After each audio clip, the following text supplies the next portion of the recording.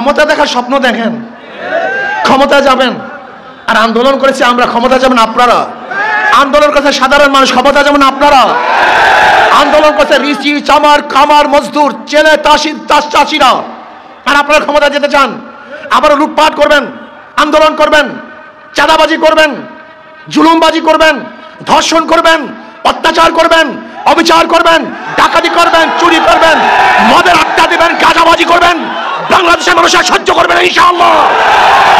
এবার চাঁদাবাজের বিরুদ্ধে আন্দোলন হবে ইনশাআল্লাহ, দুর্নীতিবাদের বিরুদ্ধে আন্দোলন হবে ইনশাআল্লাহ। বাংলাদেশকে স্বাধীন করবে ইনশাআল্লাহ।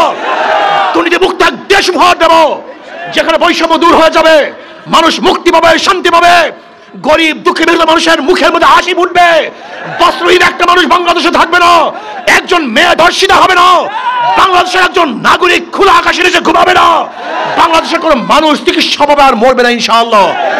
বাংলাদেশের কোনো টাকার বিদেশে পাচার হবে না, যেখানে মানুষের মানবতা রক্ষা হবে, যেখানে সুশৃঙ্খলতা মানুষ বসবাস করবে, ভোটের অধিকার নিয়ে থাকবে, যেখানে মুসলমান, হিন্দু, বৌদ্ধ, খ্রিস্টানরা সম্পূর্ণ অধিকার নিয়ে বসবাস করবে, সেরকমের দেশ উপহার দেওয়ার জন্য আমি মনে করি শুধু নেতা নয়, নীতির পরিবর্তন চাই।